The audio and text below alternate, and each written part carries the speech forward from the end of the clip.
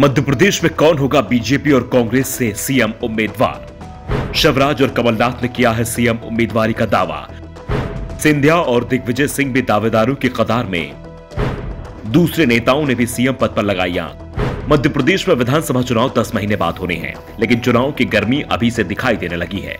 मध्य प्रदेश में भले ही पारा 5 डिग्री से नीचे बना हो, लेकिन राजनीतिक गर्मी में कोई कमी नहीं दिख रही है। बीजेपी और कांग्रेस दोनों ही दल अपनी अपनी रणनीति बना रहे हैं, सर्वे करा रहे हैं, एक दूसरे की कमजोरी और मजबूती को तौल रहे हैं। जहां पार्टी कमजोर है उसके लिए अलग से रणनीति बन रही है, लेकिन गुटबाजी ने कांग्रेस और बीजेपी दोनों की समस्या खड़ी कर दी है।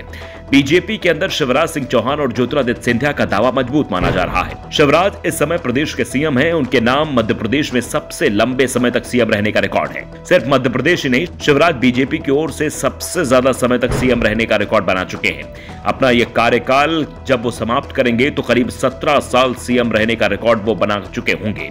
बीजेपी के अंदर पीएम मोदी को छोड़कर और कोई दूसरा नेता 10 साल से ज्यादा तक सीएम नहीं रहा है।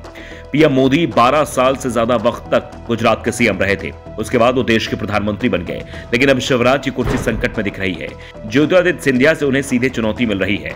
वैसे लाइन में बीजेपी के दूसरे दिग्गज भी लगे हुए हैं। प्रदेश की पूर्व सीएम उमा भारती तो रह रहकर अपनी दावेदारी जता भी देती हैं। हाल ही में उन्होंने यह दावा भी कर दिया था कि प्रदेश में बीजेपी सत्ता में उनके दम पर ही आई थी, नहीं तो दिग्विजय सिंह की सरकार तो चुनौती देने की औकात बीजेपी के दूसरे नेताओं में नहीं थी। बीजेपी के प्रदेश अध्यक्ष वी.डी. शर्मा, केंद्रीय मंत्री नरेंद्र तोमर, बीजेपी के राष्ट्रीय महासचिव कैलाश विजयवर्गीय भी दावेदारी में पीछे नहीं है। प्रदेश के गृह मंत्री नरोत्तम मिश्रा, नगरीय प्रशासन मंत्री भूपेंद्र सिंह, कृषि मंत्री कमल पटेल भी सीएम पद के दावेदार माने जा रहे हैं। साफ है, शिवराज सिंह चौहान विधानसभा चुनाव तक भले ही अपनी कुर्सी बचा ले जाएं, लेकिन चुनाव के बाद अगर बीजेपी को सत्ता मिली तो यह साफ नहीं है कि शिवराज सिंह चौहान ही बीजेपी की ओर से प्रदेश के सीएम बनाए जाएंगे।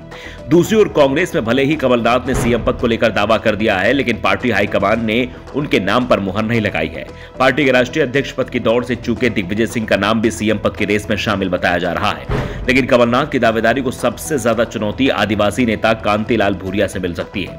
प्रदेश में आदिवासी आबादी 22% के करीब है। ऐसे में अगर कांग्रेस ने आदिवासी कार्ड खेला तो कमलनाथ मुश्किल में फंस सकते हैं। विवाद की स्थिति में नेता प्रतिपक्ष डॉक्टर गोविंद सिंह का नाम भी सीएम पद के रेस में लिया जा रहा है। कांग्रेस के अंदर भले ही दावा किया जा रहा है कि कोई गुटबाजी नहीं है, लेकिन प्रदेश कांग्रेस की गुटबाजी साफ साफ दिखाई दे रही है।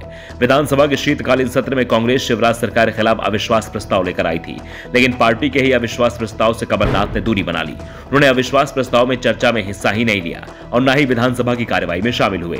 कमलनाथ तो शीतकालीन सत्र में अविश्वास प्रस्ताव लाने को तैयार नहीं थे, लेकिन दिग्विजय गुट के आगे उनकी एक नहीं चली और ये गुटबाजी अब खुलकर दिखाई भी देने लगी है। अभी 2 दिन पहले ही कमलनाथ सतना में थे। इस दौरान उन्होंने ओबीसी महारैली को संबोधित किया, प्रेस कॉन्फ्रेंस भी की, लेकिन विंध्य के बड़े कांग्रेस लीडर इस दौरान नजर नहीं आए, ना ही उनकी कोई तस्वीर दिखाई दी। साफ है, चुनाव अभी 10 महीने दूर है और मध्य प्रदेश की राजनीति में इस बीच बहुत कुछ हो सकता है। Bureau report, the Navdarpan news.